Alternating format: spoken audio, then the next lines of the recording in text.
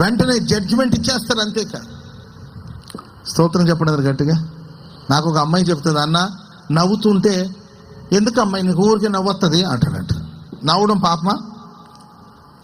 నవ్వుతుంటే ఎందుకమ్మాయి ఊరికే నవ్వుతుంది నీకు అంటారు. ఏడుస్తుంది అనుకో, ఏడుమొహం ఉంది.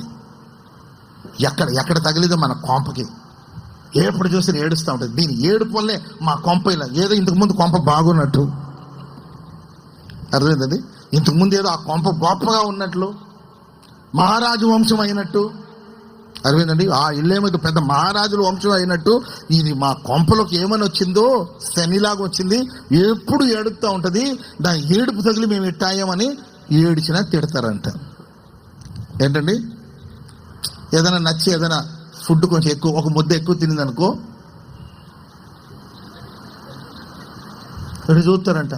ఏమత్తాం అటు చూస్తుంటే నీ వెనక ఇంకా ఉన్నారమ్మా తినేవాళ్ళు, మొత్తం నీవి తినేసి అట్లా తిండిపోద్దానా ఇటు తింటున్నావేంటి అని తింటే తిండిపోతుంటారంట. తినకుండా పాపం తినాలని ఉన్నా ఎందుకు వెళ్తూ గొడవ అని చెప్పి కొంచెం వడ్డించుకొని తింటుంటే చూడు దాని స్టైల్ చూడు, తిని సావచ్చుగా అని దానికి తిడతారు. శుభ్రంగా మొహం కడుక్కొని ఏదో ఆమె దగ్గర ఉన్న సంతూర్ సబ్బుతో మొహం కడిగి కొంచెం లైట్గా, ఎండాకాలం కాదండి, పౌడర్లు కొట్టి అది కూడా చెమట కారిపోయి ఈ గీతలు ఉంటాయి కదండి మెడ కింద, అక్కడ మాత్రమే ఉంటుంది పౌడర్. పాపం కొంచెం ఎక్కువ పౌడర్ కొట్టుంటారు, మెడ కింద ఆ గీతలు ఉంటాయి కదా, అక్కడ మాత్రం పౌడర్ ఉంటుంది, మిగతా చెమటకు పోయి ఉంటుంది.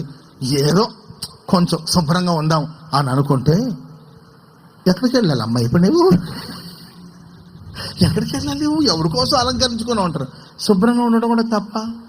సరే, ఎందుకు వచ్చిన గొడవ?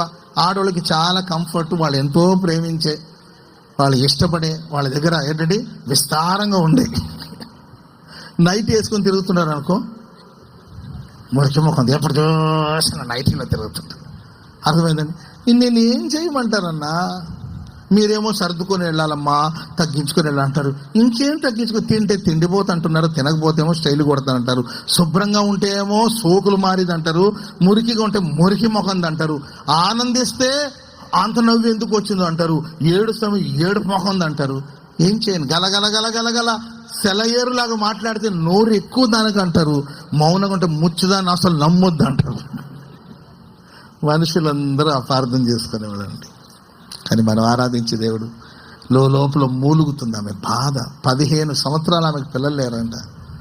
15 సంవత్సరాల నుండి లోపల దాచుకునిందండి వేదన. ఏడ్చి ప్రలాపిస్తుంటే హృదయ రహస్యం ఎరిగిన దేవుడు, ప్రార్థన ఆలకించే దేవుడు ఆమె ప్రార్థన ఆలకించాడు. చెప్పలు కూడా మందరు గట్టి